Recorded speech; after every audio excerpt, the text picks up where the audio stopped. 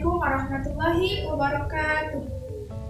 Alhamdulillahirrabbilalamin. Wabihi nasta'in wa ala umuri dunya waddin. Wassalatu wassalamu ala asrofil anbiya'i wal mursalin Sayyidina Muhammadin wa ala alihi wa sahbihi ajma'in. Amma ba'du.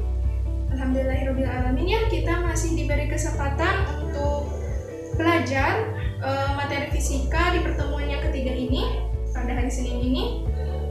Semoga pertemuan kali ini menjadikan berkah bagi kita semua. Gimana kabarnya? Apakah sehat? Alhamdulillahirrabbilalamin. Sebelum melakukan pembelajaran pada hari ini, marilah kita berdoa terlebih dahulu. Berdoa dimulai.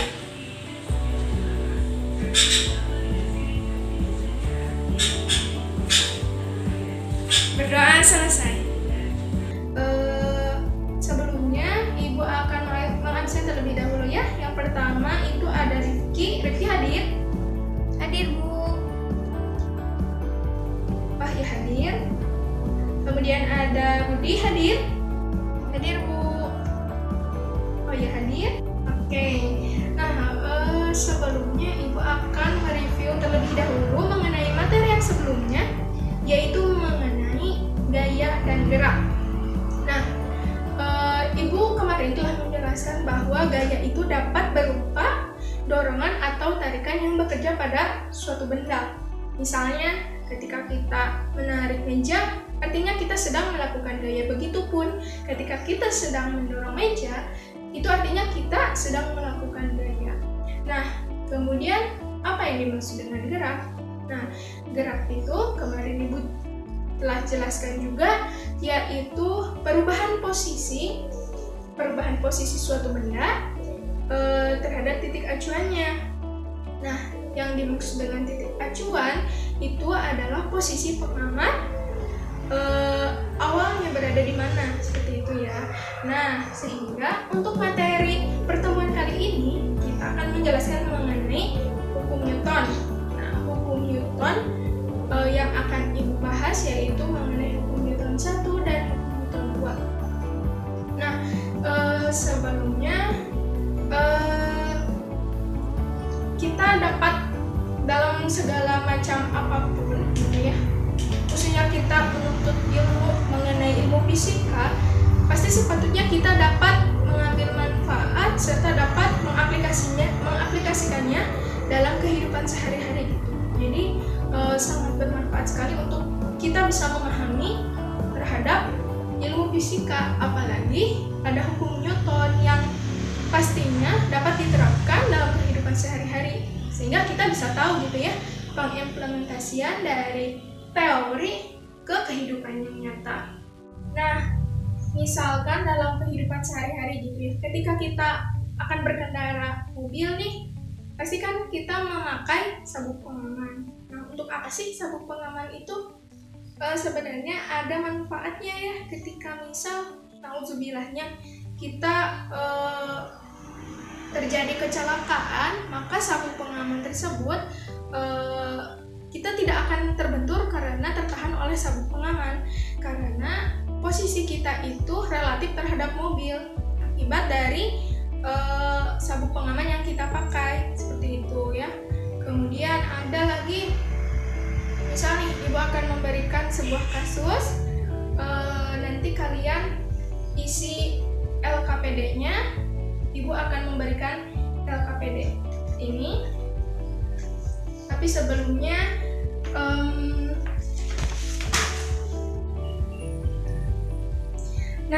anak-anak, Ibu mau mencoba untuk menjelaskan satu peristiwa dalam kehidupan sehari-hari. Misalnya nih, ya, Titi Rifki akan mendorong sebuah lemari yang bermasa 50 kg dari jarak A ke B, misalnya. Jarak A ke B itu sekitar 10 meter. Nah, ketika Rifki mendorong lemari tersebut, Rifki membutuhkan waktu sekitar 10 menit untuk mencapai dari titik A ke titik B. Lalu peristiwa yang kedua itu ada 3 orang. Misalkan Rifki kakaknya dan juga adiknya mendorong lemari yang bermassa sama 50 kg dan jarak yang sama dari titik A ke titik B sekitar 10 meter. Tetapi ketika Rifki dibantu dengan kakak dan adiknya itu hanya membutuhkan 5 menit untuk mencapai jarak tersebut. Nah, berdasarkan peristiwa tersebut, coba kalian simak video dari tayangan yang akan Ibu berikan. Lalu setelah tayangan video tersebut kalian pelajari isi hipotesis dari pertanyaan yang berada di dalam LKPD.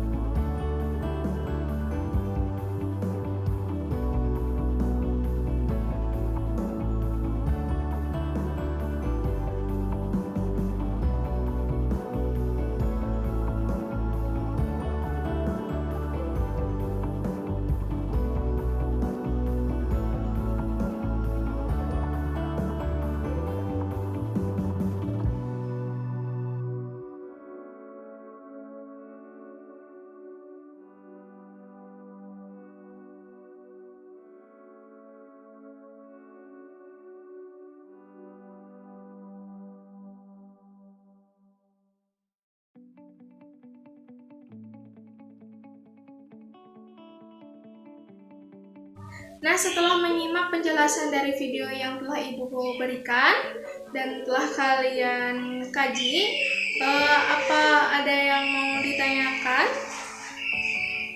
Bu, Hasna izin bertanya, apakah gaya yang bekerja pada benda mempengaruhi percepatannya, Bu? Pertanyaan selanjutnya, bagaimana yang terjadi ketika massa benda bertambah? Nah, pertanyaan yang telah dilontarkan tadi oleh Dek Hasna itu kita bisa nanti Ibu jawab, tapi terlebih dahulu kalian harus merumuskan hipotesis berdasarkan pertanyaan dari Dek Hasna, karena kan tadi kalian udah menyimak video, kemudian ada pertanyaan, kemudian nanti kalian lihat LKPD yang telah Ibu berikan sebelumnya, kemudian kalian berhipotesis terhadap permasalahan yang telah Ibu sajikan di dalam LKPD. Dikerjakan secara berkelompok ya. Nah, tapi sebelumnya Ibu mau memberi informasi atau memberi sedikit pengetahuan kepada kalian bahwa kan hukum Newton itu ada 3 ya, hukum 1 Newton, hukum 2 Newton, dan hukum 3 Newton. Adapun coba kalian baca dalam LKPD, Ibu telah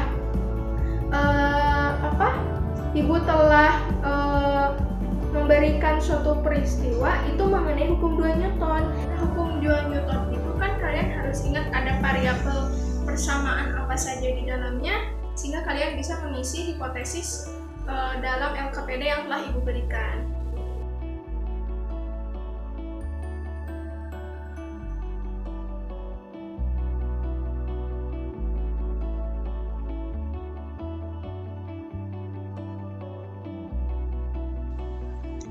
Assalamualaikum warahmatullahi wabarakatuh.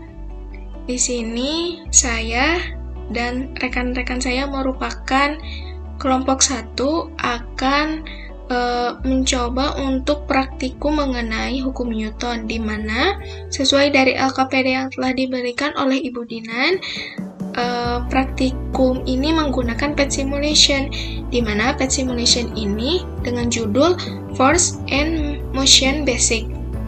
Nah, untuk itu langkah-langkahnya saya mengikuti dari LKPD yang telah diberikan. Itu yang pertama, ketika kita telah mendownload PET ini yang berjudul Force and Motion Basic, kemudian kita pilih pada Acceleration. Nah, maka tampilannya akan seperti ini ya. Kemudian kita centang bagian-bagian ini, sum of force, velocity, masses, dan acceleration. Sehingga nanti akan muncul untuk nilai percepatannya, untuk nilai massa setiap bendanya, untuk nilai gayanya. Nah, kemudian friction, gaya gesek ini kita abaikan dan kita geser pada non. Nah, untuk percobaan yang pertama itu kita gunakan massa dengan massa 50 kg, benda dengan massa 50 kg. Kemudian di sini kita menentukan nilai gaya dimulai dari 50 Newton, kemudian nanti 100 Newton, 150 Newton, 200 Newton, dan 250 Newton. Sehingga nanti kita akan melihat bagaimana percepatannya ketika gaya semakin besar dengan massa benda yang tetap. Nah, untuk itu, percobaan yang pertama itu kita tetapkan nilai gaya itu sebesar 50 Newton. Nah, benda bergerak ketika si orang ini mendorong benda dengan massa 50 kg dengan gaya 50 Newton, maka akan menghasilkan percepatan sekitar di sini terukur 1 meter per sekon kuadrat. Nah, kemudian yang selanjutnya kita menambahkan nilai gayanya yang tadinya 50 Newton menjadi 100 Newton. Nah, coba kita lihat. Nah, dapat dilihat di sini nilai dari percepatannya semakin besar ya, menjadi 2 meter per sekon kuadrat ketika si gayanya juga ditambahkan 100 Newton. Oke, mari kita tambahkan juga. Kita tambahkan si gaya ini menjadi 150 Newton dengan massa yang tetap 50 kg. Lalu kita akan melihat nilai percepatannya ya. Friction ini. Nah, ketika gaya ditambahkan menjadi 150 Newton, maka percepatan yang dihasilkan sekitar 3 meter per sekon kuadrat. Nah, semakin bertambah. Kemudian yang selanjutnya itu gaya juga ditambahkan sebesar 200 Newton. Mari kita tambahkan. Nah, ketika ditambahkan, percepatan di sini menunjukkan semakin besar pula ya, 4 meter per sekon kuadrat. Lalu kita coba tambahkan kembali nilai suatu gaya, karena ini berdasarkan dari LKPD yang diberikan ya, menjadi 250 Newton. Nah, percepatannya pun semakin besar, mencapai 5 meter per sekon kuadrat ya tadi. Nah, ini untuk percobaan yang pertama. Jadi percobaan yang pertama itu dengan massa benda yang tetap, lalu kita mengubah nilai kecepatannya sehingga nilai gayanya, sehingga percepatan yang dihasilkan itu tadi semakin besar. Ketika gayanya ditambahkan, maka percepatannya semakin besar ya, percobaan tadi. Kemudian untuk kegiatan yang kedua, kita mengulangi tadi ya, ini mencontreng bagian-bagian ini, kemudian gaya gesek diabaikan. Nah, di sini kita akan menetapkan gaya sebesar 100 Newton, lalu akan mengubah-ubah massa. Nanti kita akan melihat nilai percepatannya bagaimana. Ya, coba kita tetapkan yang pertama itu massa dengan benda dengan massa 50 kg dan dengan nilai gaya sebesar 100 Newton. Nah, akan terukur kan seperti ini, percepatannya 2 meter per sekon kuadrat. Lalu kita ubah nih karena di sini perintahnya kita mengubah benda yang tadinya 50 kg, lalu kita ubah benda 100 kg, 150 kg, 200 kg, dan 250 kg dengan nilai gaya yang sama, maka nanti hasil percepatannya bagaimana ya? Coba kita menggunakan massa 100 kg. Ini naikkan ke sini, kemudian gaya geseknya diabaikan dengan nilai gaya 100 Newton. Nah, percepatan yang dihasilkan itu lebih kecil ya, 1 meter per sekon kuadrat. Seperti itu. Ketika massa yang diberikan itu semakin besar, maka percepatannya di sini akan semakin kecil karena berbanding terbalik ya. Kemudian kita coba dengan massa sebesar 150 kg. Coba ya. Kita naikkan ke sini, massanya menjadi 150 kg, lalu dengan nilai gaya yang tetap yaitu 100 Newton. Kita lihat percepatannya. Nah, percepatannya semakin berkurang, sebesar 0,67 meter per sekon kuadrat ya. Karena massanya juga semakin bertambah dengan nilai gaya yang tetap. Kemudian kita coba lagi, massanya kita tambahkan menjadi 200 kg. 200 kg. Kulkas ini kita simpan pada lintasan. Gaya yang diberikan adalah 100 Newton karena tetap ya. Mari kita lihat bagaimana nilai percepatannya. Nah, dapat dilihat ya, ini bergeraknya juga sangat lambat, dan nilai percepatannya semakin kecil, yaitu menyentuh angka 0,5 meter per sekon kuadrat. Karena massa suatu benda ini, kulkas ini, semakin besar ya, yang tadi 150 kg, kemudian yang ini 200 kg. Seperti itu. Lalu yang terakhir, kita coba mempraktikumkan dengan massa 250 kg. Kita tambahkan massa 50 kg ke atas kulkas ini dengan nilai gaya yang tetap 100 Newton, maka kita akan melihat nilai percepatannya. Apakah semakin kecil, harusnya semakin kecil, atau justru semakin besar. Nah, ketika di play dengan massa benda 250 kg, nilai gaya yang tetap 100 Newton, justru percepatannya semakin kecil. Ya, di sini menunjukkan 0,40 meter per sekon kuadrat. Nah, hal ini karena massanya semakin bertambah gitu ya, sehingga akan mempengaruhi nilai percepatan. Seperti itu. Mungkin sekian praktikum dari kelompok kami. Kelompok pertama mengenai hukum Newton menggunakan PET simulation, yaitu dengan judul Force and Motion Basic, PET simulation Force and Motion Basic. Terima kasih kepada Ibu Dinan, semoga dapat bermanfaat. Wassalamualaikum warahmatullahi wabarakatuh. Nah, setelah melakukan percobaan, kan kalian telah menggunakan PET simulation dan telah mengisi hipotesis dalam LKPD. Nah, Ibu mau tanya, apakah hasil hipotesis yang kalian kerjakan tadi secara berkelompok di dalam LKPD telah sesuai enggak dengan percobaan gitu ya?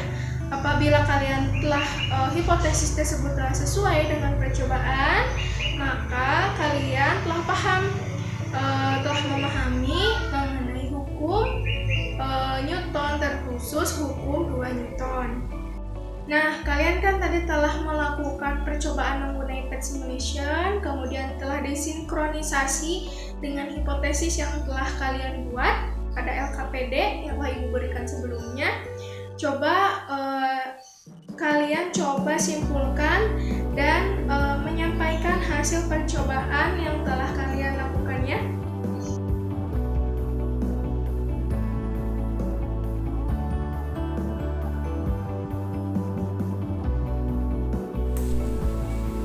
Ibu, saya yang akan menyampaikan hasil percobaan dan hipotesisnya. Nah, dari kelompok kami, kelompok yang pertama, kelompok 1 itu menghasilkan hasil percobaannya itu telah sesuai sama hipotesisnya ya Bu. Di sini kan mencari gimana pengaruh gaya terhadap percepatan suatu benda dan hubungannya gitu ya Bu. Nah, pengaruh gaya di sini berpengaruh terhadap percepatannya, di mana gaya itu berbanding lurus terhadap nilai percepatan. Ketika gaya yang diberikan pada suatu bendanya besar, maka hasil percepatan yang dihasilkannya juga semakin besar Bu, karena gaya berbanding lurus dengan percepatan, dan itu sudah sesuai dengan teori hukum 2 Newton. Kemudian hubungan antara massa benda dengan percepatan benda Bu. Nah, untuk massa dan percepatan itu, ketika massanya kecil, maka percepatannya akan besar Bu, karena di sini massa itu berbanding terbalik dengan percepatan, sehingga ketika massanya kecil, percepatannya juga besar, dan ketika massanya besar, maka percepatannya kecil.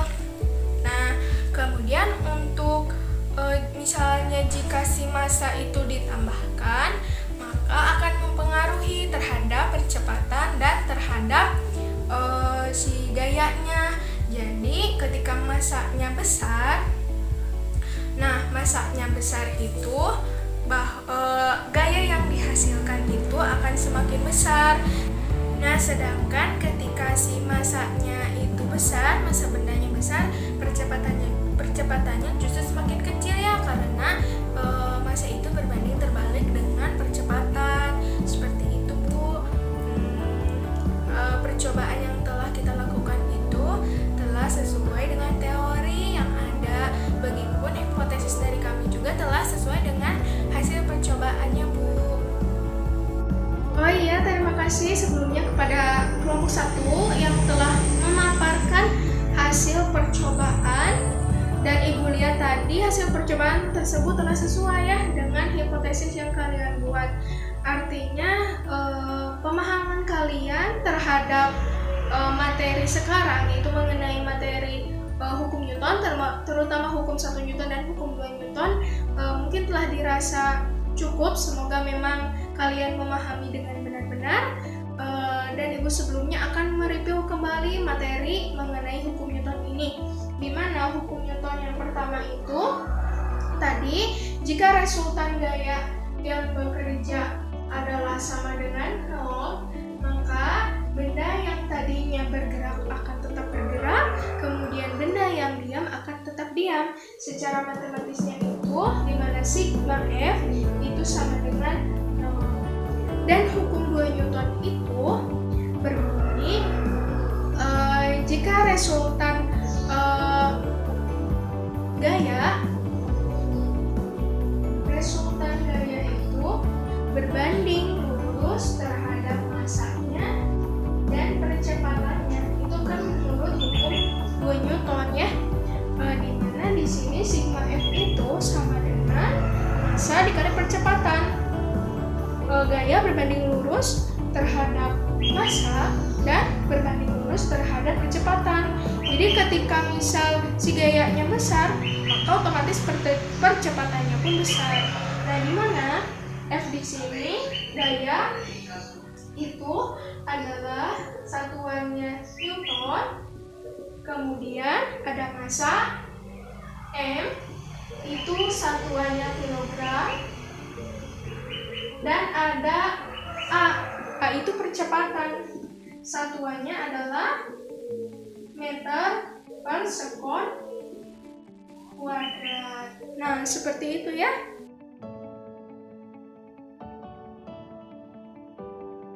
Nah, alhamdulillahirobbilalamin ya, untuk pembelajaran kali ini telah selesai. Tadi Ibu memperhatikan masih ada siswa yang tidak memperhatikan, dan dalam satu kelompoknya itu harusnya saling bekerja sama ya dalam menentukan hipotesis, dalam melakukan percobaan. Jadi jangan sampai hanya mengandalkan satu orang saja. Kalian harus bekerja sama sehingga ketika satu kelompok itu paham semua gitu ya, bukan hanya yang menyampaikan hasil percobaannya, tapi semua kelompok harus bisa memahami terhadap materi pertemuan yang sekarang. Nah, untuk pertemuan yang selanjutnya, insya Allah minggu depan kita akan membahas mengenai hukum 3 Newton dan penerapan hukum Newton dalam kehidupan sehari-hari. Mungkin Ibu cukupkan sekian untuk pertemuan yang sekarang. Semoga kalian bisa mengambil manfaat, dan mohon maaf jika Ibu terdapat salah ucap, salah kata. Semoga ilmu yang Ibu berikan dapat bermanfaat bagi kalian semua, dan kalian juga dapat mengimplementasikan hukum Newton, terutama ilmu fisika gitu ya, dalam kehidupan sehari-hari. Setelah melakukan pembelajaran hari ini, Ibu akan memberikan soal kepada kalian sebagai bentuk evaluasi dari pembelajaran materi untuk pertemuan yang sekarang ya. Terima kasih atas perhatiannya. Wassalamualaikum warahmatullahi wabarakatuh.